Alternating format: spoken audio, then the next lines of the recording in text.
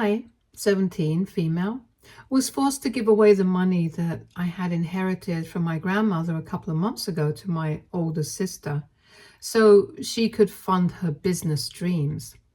My older sister, Connie, is 6 years older than me and has always bullied me because she just seems to have something against me for no reason. The truth of the matter is that she bullies me because she can. She knows that she will get away with it, like she always has, right from our childhood. My parents always told me not to make a big deal out of things, and whenever I would complain to them about Connie and her behavior towards me, they would tell me that I was being sensitive. It was now that I realized it was just my parents gaslighting me into believing that this was normal behavior by older siblings, and I have nothing to be upset about. But I can tell you guys for a fact that Connie was much worse than other older siblings because she was not messing around with me, and what she did to me was not harmless. Obviously, when we were very little, there was always her trying to put me down with her harsh words and my parents telling me to shut up, but never saying anything to her, even though it was she who was making me cry. That was horrible in itself, but at least it was just verbal. But this particular incident that took place when I was 13 was what made me realize that she didn't just dislike me, she actually loathed me. So my family and I had driven to the beach, and Connie had brought along a couple of her friends with her.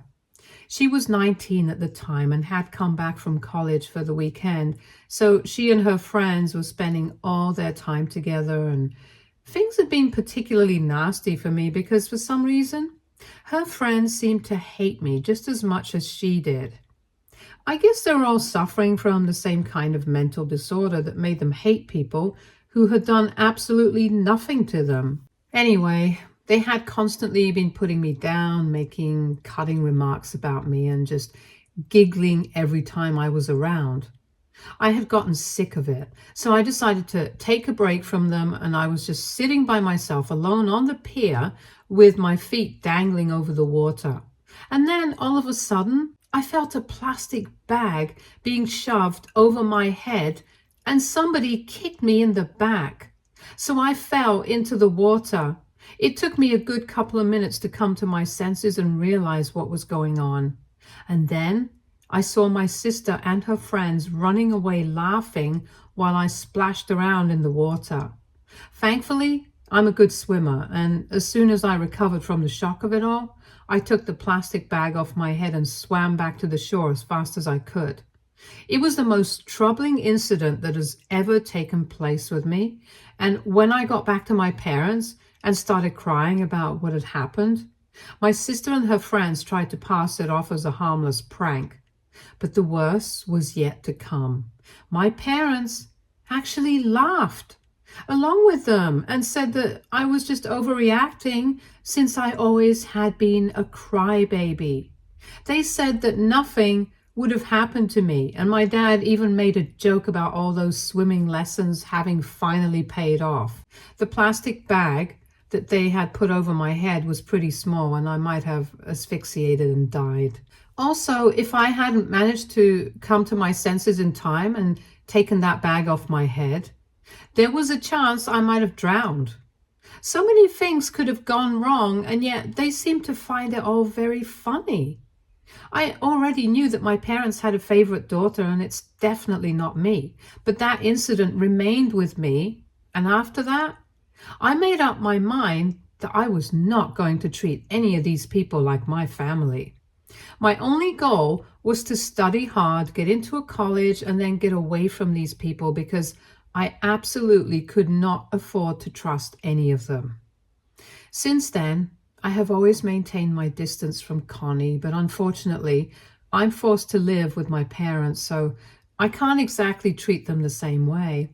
I have had to act nice with them, and that was also part of the reason why I had to give away the money that I had inherited 3 months ago, even though I really didn't want to. My grandmother, who was my dad's mother, passed away about a year ago, And we finally received the inheritance 3 months ago. She left the house that she used to live in and most of the money that she had left to my parents, while Connie and I received $5,000 each. But I also received a sapphire ring that she owned, since I had once told her that I really liked it, and she had joked about how I could have it once she was gone. It was a pretty big amount, and I planned on saving it for my future. But then my parents told me that Connie was starting her own business, so she needed to put together all the money that she possibly could. They were already helping her, and now they were counting on me to do the same. I did not think that it was fair because it was her business. So why should I have to contribute?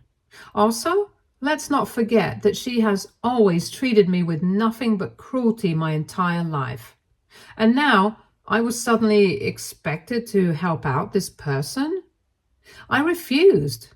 But after arguing with me for a couple of days, my dad told me that if I did not help her out, then he would not pay for my college tuition and wouldn't even allow me to come back home once I left. That scared me, and I was already very frustrated with the situation, so I ended up saying yes. It was probably not a good decision to make, but I was under a lot of pressure, and I just didn't think it was worth it to keep fighting with these people because I had my finals coming up and I had to study as well. So I needed some peace and quiet, which is why, just to shut my parents up, I agreed to give up the inheritance that I had received. After all, they were allowing me to keep my ring, probably because they did not know that it was a real sapphire, since in the will, my grandmother had only mentioned it as the ring with the blue stone. So I knew what she was talking about, and I was smart enough to keep my mouth shut, since it was worth quite a lot, which turned out to be good for me. So I gave up the $5,000 that I had received from my grandmother and put an end to that argument. 3 months have passed since then, and I've been accepted to the college of my choice. I'm going to start in a couple of weeks. My parents are living up to the promise that they had made to me. They are going to bear all my expenses, like my tuition.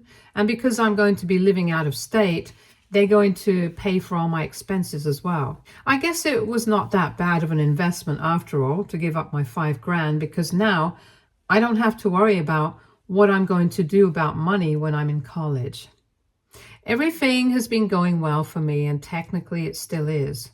But I feel very guilty about what I did because a couple of days back, my sister hosted a launch party. Since she has finally managed to open her store, she's working with the same people who she was friends with back in college. You know, the girls who pushed me into the sea with a plastic bag on my head and thought that it was hilarious. The three of them now own a massive shoes and accessory store, and it's pretty basic stuff, but they think that they did something revolutionary, since they believe that whatever they have come up with are really cute things. Anyway, they do have a lot of yes men to agree with whatever they say, so their cronies are definitely going to be shopping from there, and I already know it. There was a chance that my sister could have had a successful career ahead of her, but I kind of did something after she sent me a bunch of photos from the launch party to rub it in my face. I was obviously not invited to the event, and when my parents left, they told me that the reason I was not invited was because it was an adults-only event and I was 17, and they couldn't take me with them. It was a bunch of baloney, but I really didn't want to go anywhere. However, the day after the party, Connie sent me a bunch of photos and a text saying that since I had missed the fabulous party that she had hosted yesterday, she wanted me to live it through the photos. And then, just to be cocky, she said that she couldn't have done this without my help, referring to the $5,000 that I'd had to give up for her. I don't know why, it just got on my nerves. And then when I saw this guy who was in the photos, I immediately went to my gallery and confirmed my doubts. From the photos themselves, I could not tell if they were dating anyone or not, since he was only in the background of a couple of pictures. But even though he had grown out some stubble and put on some weight, I could still tell that it was her high school ex-boyfriend. This guy, let's call him Simon, started dating her as soon as she turned 18, even though he himself was 25 at the time. He was from the same high school as the two of us, but of course he had graduated way before Connie, and they had struck up a friendship online when she was 16. He literally asked her out on the day of her 18th birthday, which I thought was pretty creepy. But Connie thought that it was romantic, and thankfully, this was the time my parents acted like normal human beings and told her that they did not like the idea of her going out with somebody who had been waiting for her to turn 18, in spite of being in his 20s like a creep. They did not want her to go out with him, but I guess she did not obey them and continued to date him secretly. He was working in his dad's company at the time, but after a mere 8 months of being together, they had to break up because he was leaving to live with his uncle in Wyoming and work on the farm, since apparently his father had caught him trying to steal from the company. She was devastated, and that was when our parents found out that she was still with him, since she had come back home to beg my dad to get a job here so he wouldn't have to do what his parents asked of him and allow himself to get shipped off to Wyoming and break things off with her.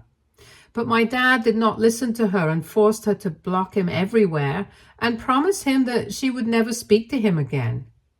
Our house had been turned upside down that day because on one hand, Connie was begging our parents not to make her break up with him and promising them that he would be better, and on the other, my dad was yelling at her for not listening to them and getting involved with this guy who was clearly up to no good, while my mother just kept crying.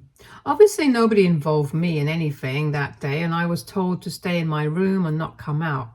But I had heard his name being thrown around a lot, so I decided to stalk him on social media. And when someone causes an uproar like that in your home, you don't forget their face that easily. So when I recognized him lurking in the background of her photos, I instantly decided to get back at Connie.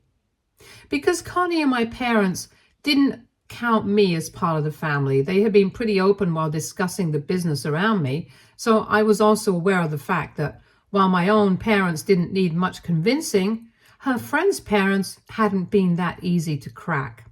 They were mostly convincing their parents to invest in the business because I think finding other investors would prove to be a difficult task, since all of them are so stupid and incompetent. But anyway, I knew for a fact that the last person who had been holding out on this business plan was her mother, who was a single parent and was skeptical about betting so much money on a store and dedicated to nothing but shoes and accessories. She wanted her daughter to find a job, work for a couple of years, gain some experience, and then circle back to this so that she wouldn't end up in a bad investment situation. But Connie and her friends were determined to make this work. So Connie had been complaining about this woman a lot while she was at home, and ultimately they had decided that they were going to make do with the money that they had for now. And later on, if their business started taking off, then their third friend's mother would also invest in the business. That was the deal that they had come up with, and for that, they had to make sure that the first few months of their business were a huge success, since at the moment, they only had enough capital to go on for a couple of months. But after that, they would definitely need a second round of investment, unless by some miracle they were able to do enough business to keep up on their own. But realistically, it was unlikely for a business model to break even so early, especially when they were so small scale and the fashion market is not exactly easy to crack. I knew that the last parent who has been holding out even now needed just one excuse to back out of this deal. And I knew that this secret could do it. So I reached out to her through a fake account and asked her to call me because I had something important to share with her regarding her daughter's business. I made sure she called me using the Facebook call feature and didn't give her my number since I wanted to remain anonymous. I had to wait for a couple of hours, probably because she was not sure if this was legit or not, but I guess curiosity got the better of her and she eventually called me up. Then I told her all about what I had seen and who the guy lurking in the background of all the photos actually was. She did not believe me initially, but then I was able to manage to tell her that my job was just to warn her. After this, it was entirely up to her whether she still wanted to invest in this business or not. Then I hung up on my own, sent her a couple of pictures of Connie and Simon from the past, and I left it up to her to decide. I guess she decided to back out of it and even told her daughter to do the same, since the day after I made that phone call, things have been intense. Nobody has any idea that I was behind all of this, but Connie has been calling our parents to try and get them to talk to the mother who backed out and convinced her to come back on board. Her friends are also pretty pissed at her because they can't believe that she didn't share something like this with them. And apparently she's back together with Simon. But she had lied about his identity so that nobody would recognize him. And even our parents are pretty displeased with her for this. To sum it up, she's screwed because literally everyone in her life is mad at her, and I really want to enjoy all of this. But for some reason, I just can't bring myself to do that. I know that this business meant a great deal to her, and now I'm wondering if I was a little too petty and what I did might have been wrong. I overheard our parents discussing how disappointed they were a couple of hours ago, and even they were pissed at her and were considering exiting her business as investors because she had broken their trust.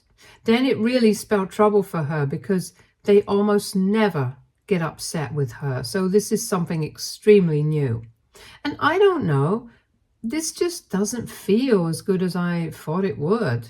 So AITA for screwing over my sister by trying to get a potential investor to back out of her business because she bullied me as a kid. Update 1. Hey, thanks to everyone who bothered to respond to my post with their advice. I guess you guys are right. I might have had too much of a conscience to enjoy this, but I am doing the wise thing and keeping my mouth shut about what I did, because if my parents ever found out that it was me behind all of this, they would literally throw me out of the house. And since I'm going to turn 18 in a couple of months, there's going to be nothing stopping them from doing that either. I'm relying on them to pay for my college expenses, so I really can't afford for that to happen. It's been a week since I made my post, and things have gotten much worse for Connie because the mother who had backed out of the deal convinced her daughter to do the same, and now it's just down to the two of them. But this other friend of hers is very upset with her and is demanding that they split the shares of the business 60-40 because her trust in Connie has greatly diminished after she found out about this secret boyfriend who stole from his father's company. To them, she had introduced Simon as this guy she had met on a dating app a couple of months back and had been with him ever since. But after her friend's mom revealed the truth, she was still trying to stick to that story, but nobody believed her anymore. She even tried to pass off the images as fake, saying that somebody might have photoshopped it to make her look like a liar. So she has been visiting our parents almost every single day, and they have been scolding her for what she did, but also are still trying to help her out. Every evening, the three of them get together with their lawyer to try and figure out a way that she wouldn't end up losing her shares of the business. There is a pretty strong chance that they might have to shut down because of this disagreement if they are not able to resolve this conflict quickly. And I don't know how I will feel about that, but honestly, I have just made up my mind to avoid thinking about this at all. The only good thing that has come out of the situation is the fact that because Connie is in trouble, nobody really pays attention to me anymore, so I can come and go as I please, and I'm literally doing whatever I want. It is nice. It has really taken the spotlight off of me, and even when Connie visits, she just ignores me because she's too busy with her own situation, and my parents don't say anything to me either. So this is how I'm spending the last couple of weeks back at home because I leave for college and it's been great so far. I don't have to answer to anybody about what I do throughout the day. And honestly, I feel like even if I don't come back home for a couple of days and end up spending more time at my friend's place than at my own home, my parents and Connie are not even going to notice. Anyway, like I said, this is the one good thing that has come out of the situation, and I'm hoping that they leave me alone until I'm finally ready to go to college. I'm also keeping my fingers crossed that this situation in no way impacts my parents' decision to pay for my college expenses, something I hadn't considered earlier. But while typing out this post, it occurred to me, if it does, I'll be screwed. But at least I'll have the satisfaction of knowing that Connie has it worse than me. Update 2. So almost 2 weeks have passed since my original post, and up until last week, nothing had really happened involving me, so I thought I was safe. But I don't think so anymore. Anyway, a couple of days back, I guess the woman whom I had called finally gave in to the pressure and told Connie how exactly she had managed to find out about this past connection, and she didn't tell her the whole truth.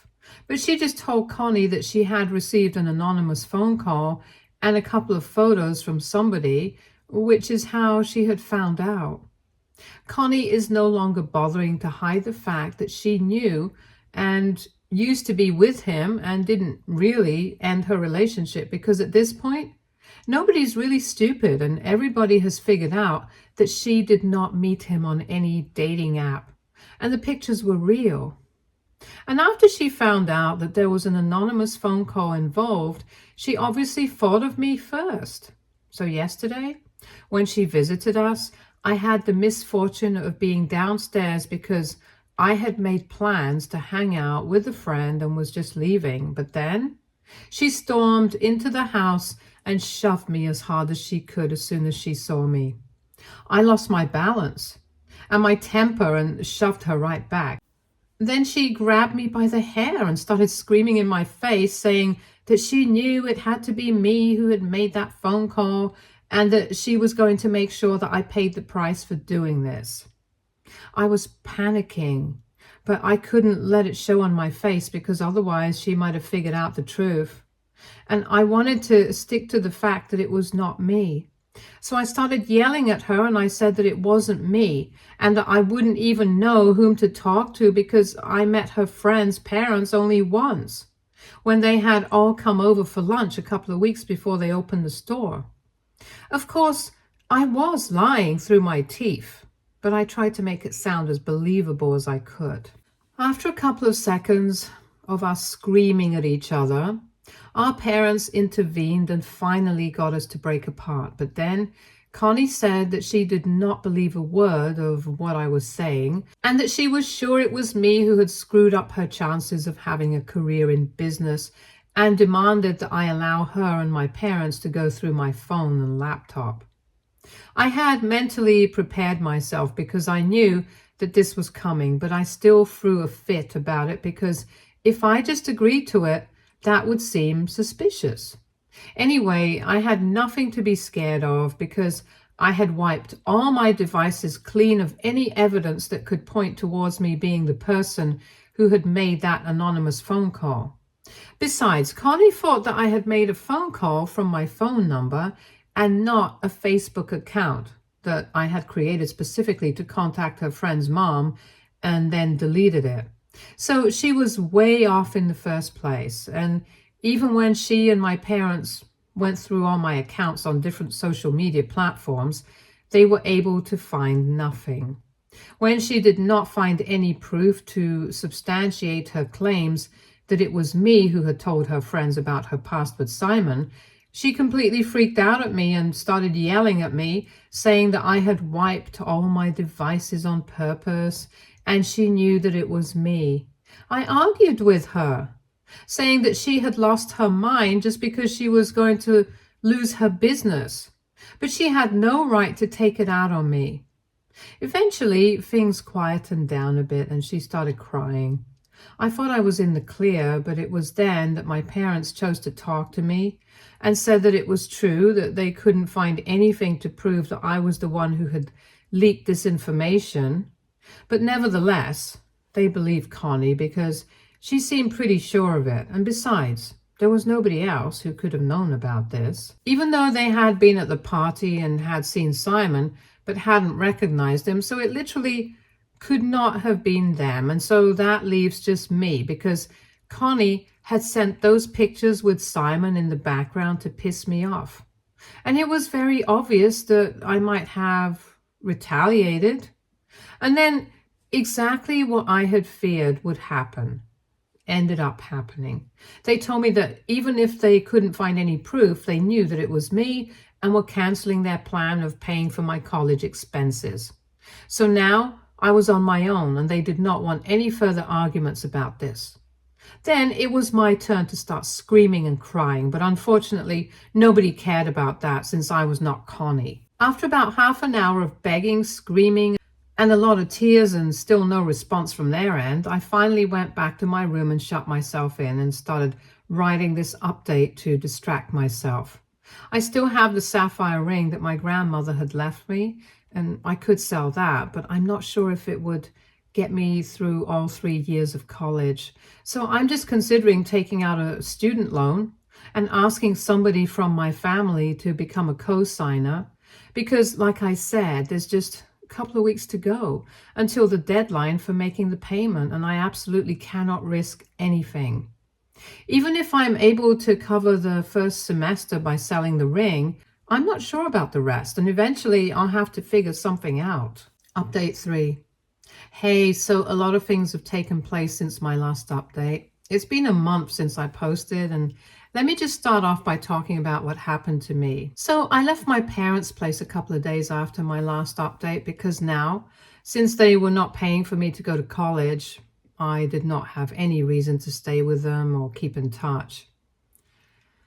I packed my bags and left to go live with a friend of mine. I had already discussed things with her, and she told me that I was welcome to come and live with her and her family. She was taking a gap year, and after living with her for a couple of days, she and her parents told me that she wanted to start working at her dad's business, so she really didn't have any interest in going to college in the first place. But her parents did have a college fund set aside for her, so I could use that for the time being.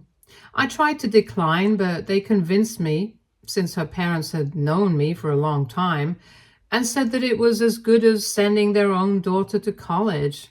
And honestly, I was in no position to say no to an offer like that. So I took them up on it, and even though I am sure that they don't expect me to pay them back, I'm going to make sure that I do. I am on campus right now, and I didn't even have to sell my grandmother's ring. So I'm very grateful to my friend and her parents. And as for Connie, things didn't end too well for her because she ended up selling all the shares of the business, and now her friends own the store entirely. She had to cut her losses and leave because it had been established that nobody could really trust her anymore. And unfortunately, my parents couldn't do anything about that since it was completely out of their control. She's probably upset about it because this entire thing was her idea in the first place. But I guess she should be relieved because I don't think the store is going to do well in the future anyway. Anyway, that's none of my business because I have no contact with them anymore. I'm just going to focus on my future now. Stay tuned for more stories from our girl relationships.